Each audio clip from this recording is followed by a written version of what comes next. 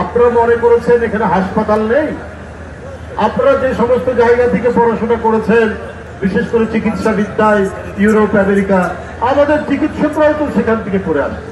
এভারসিএস, MRCP, সেই Glasgow, London, America, Australia, বিভিন্ন জায়গা থেকে তারা পড়ে আসে। তো চিকিৎসার তো আমাদের কোনো অভাব নেই। আমাদের মেডিকেল কলেজ অসংখ্য, সরকারি এবং বেসরকারি মিলিয়ে। ওরা মনে করেছে আমরা বোধহয় একেবারে বাস ছাড়ের মধ্যে।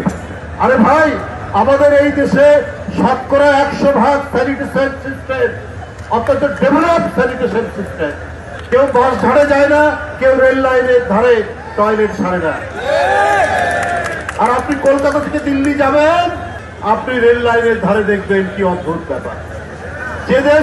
যে দেশের মাত্র 60% স্যানিটেশন সিস্টেমটা কিছুটা ডেভেলপ, 40% পুরো স্যানিটেশনই নাই।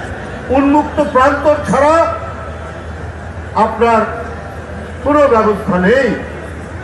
তো তারা কিসের অহংকার করে? ওরা আসলে ভয়ঙ্কর রকমের সম্প্রদায়।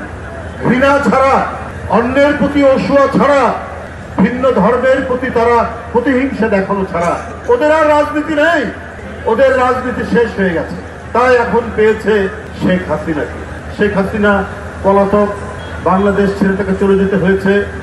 একমাত্র দিল্লির আশীর্বাদে 15-16 বছর তাকে টিকে থাকতে হয়েছে। উনি ভোট ধ্বংস করেছেন, উনি ভোটারদেরকে ঘরের মধ্যে ঢুকিয়ে রেখেছিলেন, উনি নির্বাচন শেষ করে দিয়েছেন, নির্বাচন কমিশন ধ্বংস করেছেন, করে 15 বছর টিকেছেন। তো আপনারা যদি গণতান্ত্রিক রাষ্ট্র হন, আপনারা যদি সেকুলার রাষ্ট্র হন, আপনার নিজের দেশের জনগণ ভোট দিতে পারে, ইচ্ছা মতো সরকার পরিবর্তন করতে পারে, কিন্তু বাংলাদেশে যাকে আপনারা সমর্থন করেন সেই শেখ হাসিনা বাংলাদেশের মানুষকে বন্দী এবং কৃতদাস করে রেখেছিল। তাকে আপনারা সমর্থন করেন। তারপরে কি আপনারা বাংলাদেশের মানুষকে পছন্দ করেন না? আপনারা বাংলাদেশের সার্বভৌমত্বকে আপনারা শ্রদ্ধা করেন না? বাংলাদেশের স্বাধীনতাকে আপনারা শ্রদ্ধা করেন না? তাহলে আপনারা হাসিনাকে সমর্থন দিয়েছেন। এই 15 বছর জনগণের প্রবল স্রোতের কাছে হাসিনা পালিয়ে গেলেন। সেই হাসিনাকে ফেরানোর জন্য শাসক গোষ্ঠী, মানে ভারতের শাসক শ্রেণী যা করছেন, এটা পৃথিবীর ইতিহাসে এবং রাষ্ট্রবিজ্ঞানের ভাষায় একবারে সরাসরি আগ্রাসন ছাড়া আর কিছু নয়। ওরা এত মন খারাপ কেন? আপনারা লক্ষ্য করেছেন, ভারত পতিত স্বৈরাচার শেখ হাসিনাকে তাদের দেশে আশ্রয় দিয়েছে। আশ্রয় দিয়েই ক্ষান্ত হয় নাই, তারা বাংলাদেশকে অশান্ত করার জন্য বিভিন্ন তাদের যে ভীষণ বাস্তবায়ন করার চেষ্টা করছে। আমরা ভারতের প্রতি উদাত্ত আহ্বান জানাই, আমরা বন্ধু রাষ্ট্র চাই, আমরা কোনো প্রভুত্ব সুলভ মনোভাব চাই না। কাউকে প্রভুত্ব সুলভ মনোভাব পোষণ করলে আমরা বরদাস্ত করব না।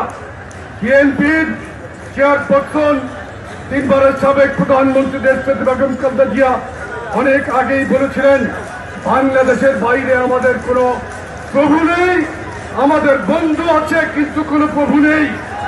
বাংলাদেশের স্বাধীনতা সার্বভৌমত্ব চেয়ারম্যান জনাব তারেক রহমান ইতিমধ্যে বলেছেন যে বাংলাদেশের স্বাধীনতা সার্বভৌমত্বের প্রত্যেক কোনো আপোষ নেই। আমরা ভারতকে সেই বার্তাই দিতে চাই, বাংলাদেশের স্বাধীনতা সার্বভৌমত্বের প্রত্যেক কোনো আপোষ নেই।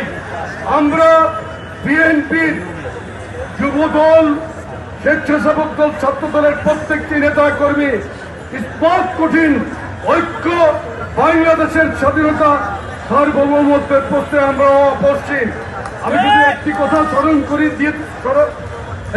স্মরণ করে দিতে চাই, আওয়ামী লীগের অবৈধ আওয়ামী সরকারের শাসনামলে জগন্নাথ বিশ্ববিদ্যালয়ের সামনে হরতালের দিনে বিশ্বজিৎকে নির্মমভাবে কুপিয়ে হত্যা করেছিল।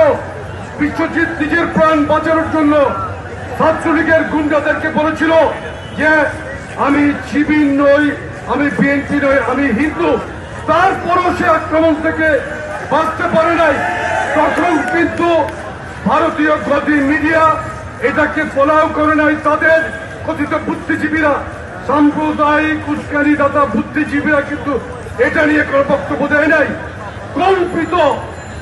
কল্পিত রূপকল্পের কাহিনী বলে ইন্ডিয়ার একটা উপস্থাপক আছে বলে বাংলাদেশ থেকে শেষ হয়ে যাবে। আরে ময়ূক, বাংলাদেশ শেষ হওয়ার জন্য জন্ম নেয় নাই। শহীদ রাষ্ট্রপতি জিয়াউর রহমান স্বাধীনতার ঘোষণা দিয়ে রণাঙ্গনে যুদ্ধ করেছিল।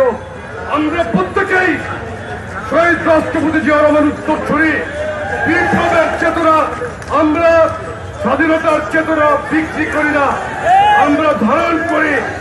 আমরা প্রতিনিয়ত এই রাজপথে আমাদের পদভার রেখে আমরা আমাদের বক্তব্য জানান দিয়ে যাবো ইনশাল্লাহ।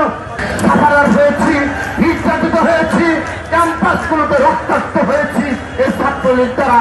কিন্তু এখন যে অবস্থায় রয়েছি, বলে যেতে চাই, ছাত্র দলের কিছু সশস্ত্র ভূমিকা অবতীর্ণ হয় বাংলাদেশের স্বাধীনতা সমাবেশ করতে।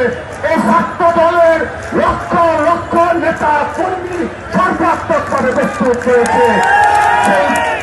সেই প্রত্যাশা রেখে এবং আগামীতেও সে ধরনের ভূমিকা অবতীর্ণ হবে ছাত্রদল, সেই প্রত্যাশা রেখে বিদায় নিচ্ছি। বাংলাদেশ জিন্দাবাদ, বাংলাদেশ জাতীয়তাবাদী ছাত্রদল জিন্দাবাদ।